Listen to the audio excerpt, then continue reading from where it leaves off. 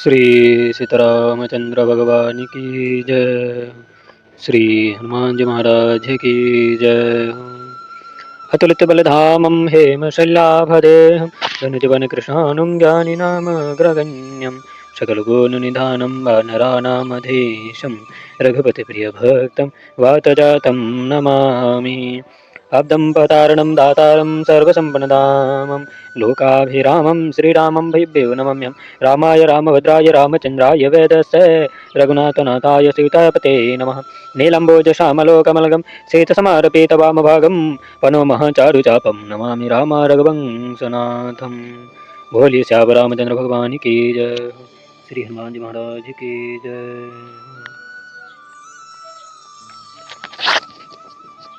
जय श्री राम।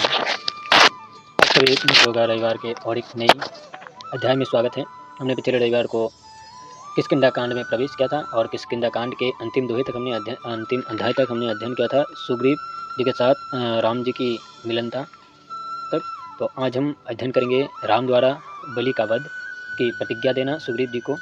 सुग्रीव जी ने जो उनकी जो परेशानी थी उन्होंने राम जी को सुनाई। उसके बाद में जो राम जी ने क्या कहा, उसके पश्चात में क्या प्रतिज्ञा देने वाले बलि के वध के पीछे, उसके बारे में आज हम अध्ययन करेंगे। किष्किंधा कांड के तुलसीदास जी महाराज जी के द्वारा रचित किष्किंधा कांड के 5 का अध्याय है, राम द्वारा बलि का वध की प्रतिज्ञा। प्रथम दोहा। सुनो सुग्रीव में मारि हो वाली एक ही बाण, ब्रह्मरुद्र शरणागत हो गए न उबरी ही प्राण। जेना मित्र दुख होई दुखारी, तिन्हि बिलोकत पातक भारी। निज दुख गिरि समरज करी जाना, मित्र के दुख रज मेरु समाना। जिनके अशमित सहजन आई, ते सट हटकत करत मिताई। कुपथ निवारे सुपथ चलवा, गुण प्रगटे अनु अवगुनिहि दुरवा। देत लेत मन शंक न धरई, बल अनुमान सदा हित करई। विपीत काल कर सतगुण, नेहा श्रुति कहा संत मित्र गुण इहा। आगे कहा मृदु वचन बनाई, पीछे अनहित मन कुटिलाई। जाकर चेत अहिगति समभाई, असकुमित्र परिहरि भलाई। सेवक सट निरपकृप इन कुनारी, कपटी मित्र शूल समचारी। सखा सोच त्याग हो बल मोरे, सब विधि घटब काज में तोरे। कहा सुग्रीव सुनहु रघुवीरा, बाली महाबली अति रणधीरा। धुंधवी अस्ति ताल दिखे राये, वीन प्रयास रघुनाथ ठहाये। देखी अमित बलवारे प्रीति, वाली बधन कर भई परतीति। बार बार नवाई पद शीशा, प्रभु ही जानी मन हर्ष कपीसा। उपाज ज्ञान वचन तब बोला, नाथ कृपा मन भयो अडोला। शोक संपत्ति परिवार वराये, सब परि हरि करहो शिविकाई। ये सब राम भगति के बाधक, कहे संत तब पद अपराधक। शत्रु मित्र शोक दुख, जगमाहि माया कृत्य परमार्थ नाही। बाले परम हित जासो प्रसादा, मिल्यो राम तुम समन विषादा। सपने जेहि शन होई लड़ाई, जागत सो समुझत मन सुख चाई। अब प्रभु कृपा करो ई भांति, सब तजी भजन करो दिन राति। सोने विरागत संयुक्त कपिवानी, बोले बिहसी धाम राम धुन पाते। जो कुछ कहो सत्य सब होई, सखा वचन सम विषन होई। नट मरकट ईव सब ही, नचावत राम खगेश वेद सगावत। ले सुग्रीव संग रघुनाथ, चले चाप सायक गही हाथा। तब रघुपति सुग्रीव पठावा, गर्जसी जाई निकट बल पावा। सुनत बाली क्रोधातुर धावा, गही कर चरण नारी समझावा। सुनो पति जिन्हि मिल्यो सुग्रीवा, ते धो बनु बंधु तेज बल सेवा। किसलेश सूत लक्ष्मण रामा, काल हो जीते सकहि संग्राम। सुग्रीव में मारी हो वाली ही एक ही बाण, ब्रह्मरुद्र शरणागत हो गए न उबर ही प्राण। यानी वे बोले, हे सुग्रीव सुनो, मैं एक ही बाण से वाली को मार डालूंगा। अब ब्रह्मा विष्णु और महेश भी इसकी रक्षा नहीं कर सकते। जो मित्र के दुख से दुखी नहीं होता, उसे देखने में पाप लगता है। जो मित्र के दुख को पहाड़ समान और अपने दुख को धूलि के समान समझे, वही मित्र है। जिनके बुद्धि में सहज ही ऐसा न आवे, वह मूर्ख व्यर्थ हो मित्रता क्यों करते हैं। जो बुरे मार्ग से हटकर सुपथ पर चलावे, और गुणों के प्रकट कर अवगुणों को छिपावे वही मित्र है, जो देते लेते कभी मन में संकोच न धरे और शक्ति भर मित्र की सर्वदा ही भलाई करे और विपत्ति समय में प्रेम करे। वेद शास्त्र और संत जन मित्रों की यही गुण कहे हैं। और जो सामने तो मीठी बात कहे और मन में कुटिलता रखकर पीछे अनिहित करे। हे भाई, जिसका चित्त सर्प के समान होवे तो वैसे कुटिल मित्र को छोड़ देने में ही भलाई है। सेवक सट नृप कृपी न कुनारी, कपटी मित्र शूल समचारी, सखा सोच त्याग हो बल मोरे, सब विधि घटप काज में तोड़े। यानी क्योंकि मूर्ख सेवक, कृपीन राजा, दुष्ट स्त्री, कपटी मित्र, ये चारों ही शूल के समान है। सो हे मित्र, तुम मेरे बल से चिंता त्याग दो, मैं सब प्रकार से तुम्हारा कार्य करूंगा। सुग्रीव ने कहा, हे राम जी, बाली बड़ा वीर और रण में धैर्यवान है। देखिए, यह उस दुंदुभी राक्षस की हड्डियां और यह तार का वृक्ष है। रामचंद्र जी ने उन्हें एक ही बाण में हटा दिया। तब प्रभु के अमित बल को देखकर सुग्रीव को बाली के मारे जाने का विश्वास हुआ। तब बारंबार प्रभु के चरण में सिर झुकाने लगा और हनुमान जी मन ही मन प्रसन्न होने लगे। इस प्रकार जब सुग्रीव को ज्ञान हुआ तब वह बोले कि हे नाथ, अब मेरा मन स्थिर हुआ, मैं अपना सुख, धन, कुटुंब और सब बड़पन त्याग कर आपकी सेवा करूंगा। ये सब राम भक्ति के बाधक है, किंतु संतजन ऐसा कहते हैं कि आपका चरण बाधा रहित है, शत्रु मित्र दुख और माया से बिना बना है और इसमें परमार्थ नहीं है। हे राम जी, बाली मेरा परम हित है, जो आप मेरे लिए मिल गए। सपने की लड़ाई की तरह हमारी और बाली की लड़ाई ज्ञात होती है। सो हे प्रभु, अब इस प्रकार से कृपा कीजिए कि जिस प्रकार मैं सब कुछ त्याग कर रात दिन आपका ही भजन क्या करूं। तब बंदन की ऐसी वैराग्यवाणी सुनकर श्री राम जी ने मुस्कुराकर कहा, हे गरुड़, अच्छा, जो कुछ कहते हो वही सत्य होगा। हे मित्र, मेरा वचन व्यर्थ नहीं जाता। नटमट मरकट के समान राम जी ही सबको नचा रहे हैं और वेदों ने भी ऐसा ही गान किया है। तब श्री रामचंद्र जी सुग्रीव को साथ लेकर हाथ में धनुष बाण धारण करके बाली की ओर चले। तब जब रामचंद्र जी सुग्रीव को भेजा तो बल पाकर निकट जाकर उसने गर्जन की। वह गर्जन सुनकर बाली क्रोधित होकर दौड़ा तो स्त्री ने पांव पकड़ा, समझाया, हे पति सुनो, सुग्रीव जिससे मिला है वे दोनों भाई तेज और बल के सीमा है। अयोध्या नरेश के पुत्र हैं और उसका नाम राम और लक्ष्मण है, जो युद्ध में काल को भी जीत सकते हैं। अब अध्ययन करेंगे बाली और सुग्रीव जी की लड़ाई। दोहा। कहा वाली सुनो धीरु प्रिय, समदर्शि रघुनाथ, जो कदाचि मोहि मारिहे तो पुनि होव सनात। अस कही चला महा अभिमानी, त्रीन समान सुग्रीव वही जानी। धीरे युगल बाली अति तरजा, मुष्टि कमारी महाधुनी गरजा। तब सुग्रीव विकल होई भागा, मुष्टि पहाड़ ब्रज सम लागा। मैं जो कहा रघुबीर कृपाला, बंधु न होई मोर यह काला। एक रूप तुम भ्राता दो, ते ही भ्रमते नाही मार्यो शुक्र। कर परासा सुग्रीव शरीरा, तन भाकुलिस गई सब पीरा। मेली कंठ सुमन की माला, पठवा पुनि बल दे विशाला। पुनि नाना विधि भई लड़ाई, बिटप ओट देख ही रघुराई। अर्थात उस पर बाली ने कहा, हे धीरु प्रिय सुनो, रामचंद्र समदर्शी है, कदाचित वे मुझे मार ही देंगे तो मेरा उद्धार हो जाएगा। ऐसा कहकर वह महाभिमानी सुग्रीव को तृण के समान जानकर चला। दोनों भी गए। फिर बाली ने अत्यंत गर्जन कर सुग्रीव को एक मुष्टिका मारी और फिर घोर गर्जन किया। तब मुष्टिका के उस वज्र पहाड़ से वायुकुल होकर सुग्रीव भागा और बोला, हे कृपालु रामचंद्र जी, मैंने पहले ही कहा था कि यह भाई नहीं बल्कि मेरा काल है। राम जी ने कहा, तुम दोनों भाई एक ही रूप रंग के हो, इसी भ्रम से मैंने नहीं मारा। राम जी ने सुग्रीव का शरीर स्पर्श कर दिया तो सब पीड़ा चली गई, शरीर वज्र के समान हो गया। फिर अपने पहचान के लिए उसके गले में एक फूल का माला पहनाता दिया और अपना विशाल बल देखकर भेजा। फिर तो अनेक प्रकार से युद्ध हुआ और श्री रामचंद्र जी वृक्ष की आरे से देखते रहे। अब बाली का वध होने जा रहा है राम जी के द्वारा।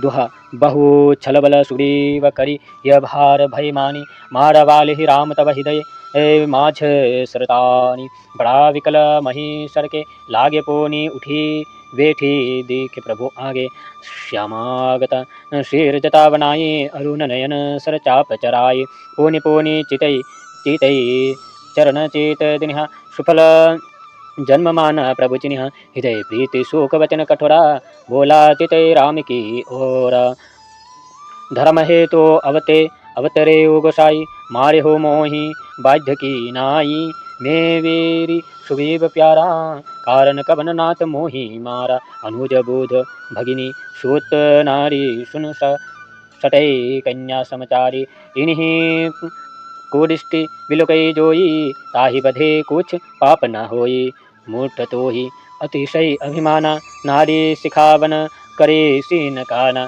मम भुजबल आश्रित ते जाने मारा चहसी अधम अभिमानी। अर्थात जब अनेक प्रकार से छल बल करके सुग्रीव हार कर हृदय में बाली से डरने लगा, तब रामचंद्र जी ने एक बाण तानकर बाली के हृदय में मार दिया। उस बाण के लगते ही वह व्याकुल होकर पृथ्वी पर गिर पड़ा और फिर उठकर बैठा तो प्रभु आगे ही खड़े हैं। श्याम शरीर पर जटा बनाए लाल नेत्र और धनुष बाण धारण किए हैं। तब इस प्रकार प्रभु को पहचान कर अपना जन्म लेना सफल माना। उसके मन में तो प्रभु के लिए प्रीति प्रेम था, किंतु मूर्ख में कठोर वचन बोलता हुआ राम जी की ओर देखकर बोला, हे गोसाई, आपने धर्म के कारण अवतार लिया है, तो इस पर मुझे बाध्य के समान मारा क्यों है? क्या मैं आपका शत्रु था और सुग्रीव मित्र है? हे नाथ, आपने मुझे इस कारण से मारा। राम जी ने कहा, रे मूर्ख, सुन, छोटे भाई की स्त्री, बहन, पुत्र की स्त्री और कन्या से ये चारों एक समान है। जो इन्हें कुदृष्टि से देखे उसको मारने में कुछ पाप नहीं है। रे मूर्ख, तुझको बड़ा अभिमान था, तूने अपनी स्त्री का कहना नहीं माना। रे अभिमान, जिसे केवल मेरी भुजाओं का बल था, उसे ही जानबूझकर तूने मारना चाहा। दोहा सुनहु राम स्वामी सुभग चलन चातुरी मोरी प्रभु अजहु में पात के अनंत काल गति तोरी सुनत राम अति कोमल बानी बाली शीर्ष परे सो निज पानी अचल करहो तन राखो प्राणा बाली कहा सुन कृपा निधान जन्म जन्म मोनि यतन कराहि अंतराम कहि आबत नाही जासु राम बल शंकर काशी देत सबहि शुभ गति अविनाशी मम लोचन गोचर होई आवा बहुरी की प्रभु अस बनहि बनावा। अर्थात, हे स्वामी सुनो, आपके आगे अब मेरी चतुराई क्या चल सकती है, किंतु हे प्रभु, अब अनंत काल में भी मेरी गति आप ही है। अब तब क्या मैं अब भी पापी ही रहा? श्री रामचंद्र जी ने ऐसी कोमल वाणी सुनकर बोले कि सिर पर अपना हाथ फेर दिया और बोला कि इच्छा हो तो शरीर रखो। तब बाली ने कहा, हे कृपा निधान, सुनिए, जिसके लिए योगी जन जन्म जन्मांतर यत्न करते हैं और अंत में सुख से राम नहीं निकलता, और जिस नाम के बल से महादेव जी काशी में बैठकर सबको अच्छी गति देते हैं, वही जब आप मेरी आंखों के सामने में खड़े हैं, तब हे प्रभु, क्या ऐसा बनावा फिर बनेगा? अब अध्ययन करेंगे राम जी के द्वारा बलि को मोक्ष प्रदान करना, बलि का तन, बलि का शरीर त्याग देना। छंद सो नयन गोचर आसु गुण नीति नीति कही श्रुति गावही जीति पावन मन गो निरस करी मोनि ध्यान कबहु पावही मोहि जानी अति अभिमानी बस प्रभु कहो राखो शरीर ही अशकवन शट हटी काटे सुरु तरु बारी करही बबोरी। द्वितीय छंद अवनाथ करी करुणा विलोकहु देहो यह बार बर मांगो जेहि योनि जन्मो कर्म बस तह राम पद अनुरागौ इहि तनय मम सम विनय बल कल्याण प्रद प्रभु लीजे गहे बाहु सूर नर नाह अंगद दास आपन कीजे। अर्थात, जब वही स्वरूप की जिसके गुणों का वेद नित्य ही नेति नीति कहकर गान करते हैं, और जिस प्रभु को मुनि लोग प्राण मन और इंद्रियों को जीतकर कभी अपने ध्यान में प्राप्त पाते हैं। हे प्रभु, आप मुझे अब भी अभिमान ही जानते हैं क्या? इसी से शरीर रखने को कहते हैं, किंतु ऐसा मूर्ख कौन है जो कल्प वृक्ष को काटकर बबुल का बाग लगावेगा? हे नाथ, अब कृपा करके इस और देखिए, और जो वर मांगता हूँ वही दीजिए। मैं कर्मवश जिन योनियों में जन्म पाऊँ वहाँ आपका ही अनुराग करूँ, और हे प्रभु, मेरा पुत्र मेरी ही समान नर्म और वली के समान, इसे अपने कल्याण पद चरणों में लीजिए। इसका नाम अंगद है, इसकी बाहें कर अपना दास बना लीजिए। द्वितीय दोहा। रामचरण रे प्रीति करी वाली, किन्ह तनु त्याग, सुमन माल जिमी कंठेत गिरत न जाने नाग। राम वाली निज धाम पठवा, नगर लोग सब व्याकुल धावा। नाना विधि विलाप कर तारा, छूटे कैसे न देह संभारा। पुनि पुनि तासु शेष और धरई, बदन बिलोके हृदय मह कहई। मैं पति तुम्हि बहुत समझावा, काम विवश प्रिय मनहीन आवा। अंगद कहा कोच कहन पाए, वीछ ही सुरपुर प्राण पठाए। तार विकल देखी रघुराय, जिन्हि ज्ञान हरि लीन्हि माया। श्रीति जल पावक गगन समीरा, पंचचरी रचित अधम शरीरा। प्रकट सो तनु तब आगे सेवा, जीव नित्य तुम के ही लगी रोवा। उपजा ज्ञान चरण तब लागे, लीने से परम भक्ति वर मागे। उमा दारो युषी तकी नाई, सब ही नचावत राम गोसाई। तब शुभे वही आयुषु दिनिहा, मृतक कर्म विधिवत सब किन्हा। राम कहा अनुज ही समुझाई, राज्य देहो सुग्रीव ही जाई। रघुपति तरण नाये करमाता, चले सकल प्रीति रघुनाथा। अर्थात जब सुग्रीव ने अपने पुत्र अंगद को राम जी के हाथ में दिया, उसके पश्चात उन्होंने श्री रामचंद्र जी के चरणों में तृण प्रीति करके बाली ने वैसे ही शरीर त्याग दिया कि जैसे हाथी अपने कंठ से पुष्प की माला को गिरते हुए न जाने। तब श्री रामचंद्र जी ने बाली को अपना धाम भेज दिया। तब उसके नगर के लोग व्याकुल होकर दौड़े। तारा अनेक प्रकार से विलाप करने लगी, जिसका बाल छूटे हुए थे और शरीर की संभालन थी। तारा जो है वो राजा बाली की पत्नी है, जिनका नाम है तारा। वह बारंबार पति के सिर को अपने हृदय से लगाती और छाती पीटती तथा कहती थी कि हे पतिदेव, मैंने तुम्हें बहुत समझाया परंतु नहीं माने। तुम काल के वशीभूत थे। हाँ, तुम अंगद को भी कुछ कहने न पाए और बीच ही में अपने प्राण को वैकुंठ भेज दिया। तब राम जी ने तारा को व्याकुल देखा तो ज्ञान देकर सब माया हर ली। ज्ञान यह दिया कि हे तारा, यह पंचभौतिक शरीर नसवान है, पंच तत्व से बना है। जो सो शरीर तेरे समक्ष ही पड़ा है, परंतु जीव नित्य है, सो तू किस लिए रोती है? जब इस प्रकार तारा को ज्ञान हुआ, तब वह श्री रामचंद्र जी के चरणों में पर जा गिरी और परम पवित्र भक्ति को मांग लिया। हे पार्वती, श्री रामचंद्र जी पुतली के समान सबको नचाते हैं। फिर श्री रामचंद्र जी ने सुग्रीव को आज्ञा दी तो उसने वाली का मृतक संस्कार विधि पूर्वक किया। तब राम जी ने लक्ष्मण से समझाकर कहा कि जाकर सुग्रीव को राज्य दे दो। तब श्री रघुनाथ जी के चरणों में सिर नवाकर उनकी प्रेरणा से हनुमान आदि सब चले। तब दोहा। लक्ष्मण तो रत वालियो पूर्जन दीप समाज, राज्य दिन सुग्रीव कह अंगद कह युवराज।